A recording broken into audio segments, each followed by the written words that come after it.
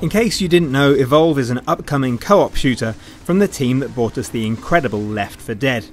We've spoken to a team of industry experts who have played the game, and here they are to tell us exactly what Evolve is. So many developers have sort of jumped onto the zombie bandwagon in the last few years since Left 4 Dead 1 and 2 came out, whereas Total Rock have just left that all behind and they've gone with more of a sci-fi, I guess more of a traditional sci-fi visual aesthetic. There are no hordes of enemies anymore. Instead they've added in this monster which another player controls, and I guess another player controlling that monster adds a level of unpredictability to it. There are a couple of like team play tactics that you can carry over from Left 4 Dead. You know, it's really important to stay really close as a team.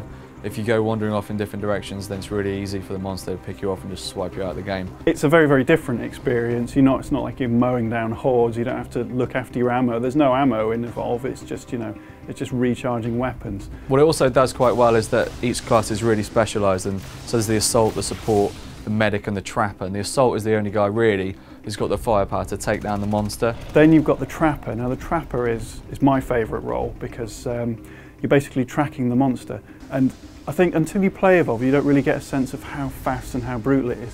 You are constantly chasing this thing. The monster gets a 10-second head start, that's it, and then the humans are in, and you're constantly chasing it around the map. So the trapper's role is really, really important. You've got to lay down little beacons to find where the monster is. It's a really, really essential role. And so the medic's got like a tranq rifle that can flag up like the most vulnerable parts on a monster. There's a support class who he can bring in an orbital strike, and he can cloak himself, so it's useful if you want to heal one of your teammates. You just make yourself invisible, heal them, whatever. But none of these things, if you're ever kind of like cornered, if you're the trapper class, you don't really have the firepower to take him down alone. So you really have to work quite closely together as a team, and they do that quite well. It's quite unique about the game. So that's how it feels to be the hunters, but what about the monster itself? Our team got to have a go with the only one that we've seen so far, the Fearsome Goliath. Here's how playing as the prey, for want of a better word, is different. Being able to control the monster, first of all, brings a level of unpredictability to the experience because it's controlled by someone else. Human players are always going to be more unpredictable than AI. It's actually quite easy to control the monster. It was a lot easier than I thought it would be. And as the monster, you employ all sorts of different tactics. This monster can hide in the shadows, it can sort of not leave a trail of footprints and suddenly just disappear inside this massive jungle. At the start you'll be running away because you're a relatively weak giant monster.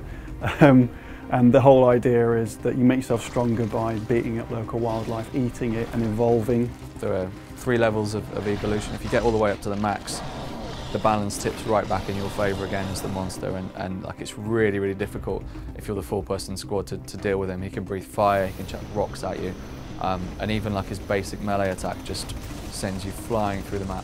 It's also worth pointing out that we've only seen one monster, and there are going to be loads of different ones in the game. Obviously next gen tends to make people go, wow, that's really different, that's really incredible. I don't think Evolve does that from a visual perspective. It's built on CryEngine 3, so obviously it's no slouch, it looks pretty good. And I think what's drawn Total Rock to that engine in particular is that kind of like lush greenery that it does really well. So there, as you might imagine, there's a lot of rockery, there's a lot of shrubs and trees and lakes and sort of beautiful scenery.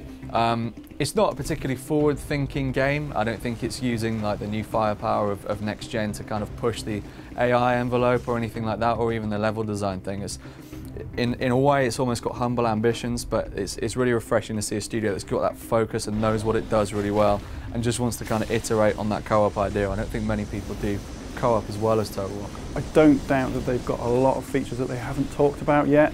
Maybe stuff to do with sharing, maybe stuff to do with Twitch, things like that are really going to show off the power of next-gen content. I could be wrong, it could just be a multiplayer game, plain and simple, that just looks a bit nice. So there you go.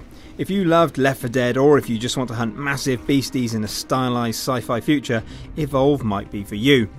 The game is released on PC, PS4 and Xbox One later this year, so subscribe to CVG now for more on Evolve as we get it.